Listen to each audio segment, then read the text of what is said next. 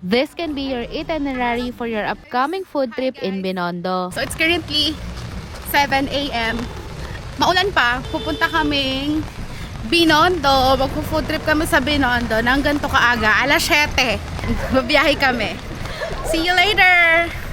For those na hindi alam kung paano pumunta dito sa may Binondo, guys, sakay lang kayo ng LRT2 and then baba kayo ng Recto, yung pinaka last station. And from there, magji-jeep lang pa Divisoria and then magta-tricycle na papuntang Binondo. Nakarating kami ng Binondo, mga 8 something na. Inagahan talaga namin dahil iniiwasan namin yung maraming tao mamaya. And for our first stop, dito kami pumasok sa Lord's Toast Bakery para tikman yung tart. Eto pala yung price list nila and we've ordered 8 pieces, tag-iisa kami lahat. Kasama ko yung mga ka-work ko today. Para sa kanila, 10/10 to. Pero para sa akin, 8/10 siya. Pero masarap naman and must try. And since maaga kami nakarating, kung ano yung mga open, yun muna yung pinuntahan namin. Katulad netong Eng Bitin, where they have tried itong Binondo Bites. Well, approved naman sa kanila to. Nasarapan sila dito. Pero kami, ang tinikman namin ay yung Chocolaba Pao dun sa may kabila. 10/10 din to kay Ate Ande. Kaya naman nire-recommend din namin to. Syempre, hindi kumpleto ang Binondo experience kapag hindi ka bumili ng pasalubong dito sa Eng Bitin. Ako, bumili lang ako dito ng hopya at ng pastillas and then after namin dito, pumunta naman kami sa simbahan ng Binondo sa tapat lang neto. Nagdasal lang kami saglit and then after nun, pumunta na kami sa mga susunod pa naming kakainan. Lahat naman ito ay Ongpin Street lang, guys. For the walk lang talaga, kaya make sure that you wear your most comfortable shoes or kaya slippers. Next naming sinubukan, itong veggie skewers na nasa 150 pesos, 3 pieces. Alam nyo, sarap na sarap talaga ako dito dahil naalala ko yung mga kinain namin sa Taiwan dito. Yung amoy, yung lasa. And to be honest, I never thought na may isasarap pa pala yung tofu.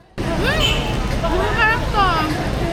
Kaya naman make sure na matry nyo to. Sa tabi nitong veg skewers, dito pa rin sa veg pinipilahan din yung sugar cane, kaya make sure na itry nyo rin yon. Sa paglalakad-lakad namin, nadaanan namin tong Poland's Hopia Factory wherein bumili lang ako dito ng strawberry cheesecake dahil sabi nila masarap daw to. Dito nakakita din ako ng mga Taiwan mochi. So, sa mga nagkikrave dyan ng mochi from Taiwan, eto guys, pwede kayong makabili dito. Nasa 215 pesos lang. Kakahanap namin sa fried siopaw. Dito kami napunta sa may Salazar's and guys, napakasarap ng mga tinapay nila dito and sobrang mura rin. Nakita ko nga rin pala dito yung binibili naming Jelly Ace from Taiwan, which is yung Dr. Q. Nasa 156 pesos lang yun, guys. Kaya syempre, bumili na rin kami. The best mamili dito ng mga pasalubong na tinapay, kaya naman make sure na mapuntahan nyo rin. After na matagal na paghahanap, sa wakas nahanap na namin tong Shanghai Fried Siopaw and nag-order ako ng 8 pieces para masulit. Sobrang haba kasi ng pila, kaya dinamihan ko na yung pagbili. Bali, eto na pala yung naging last stop namin and then kumain na kami dito sa may Waying. Mga 12 o'clock kami kumain and sobrang haba ng pila dito, guys. Waiting din, halata mong masarap talaga yung pagkain. Medyo marami lang hindi available pero for our food, nag-order kami ng pata, beef mami, wonton mami, siomai, and last yung white chicken. And masasabi ko, guys, grabe, sobrang sarap ng pagkain dito. Must try talaga. Hindi na kami nakapag-video sa sobrang pagod. Grabe, sobrang sakit ng paa ko ng mga oras na yon. Pero ang masasabi ko, ang saya ng experience namin dito sa Binondo. Feeling ko wala ako sa Pilipinas kasi puro commercial space siya. So para akong nasa Taiwan ulit. Sobrang dami nyo pang pwedeng puntahan at kainan dito. Meron pang beans, dongbei dumpling, and bicho-bicho. I-ready nyo lang yung sarili nyo sa paglalakad, guys, dahil sobrang haba ng lakarin dito. Pero sulit naman lahat dahil masasarap naman yung food. Lahat ng mga pinuntahan namin at yung mga sinuggest ko pa sa inyo along Ongpin Street lang yan lahat. Pwedeng pwede nyong puntahan, kaya naman planuhin nyo na yung Binondo trip nyo this weekend.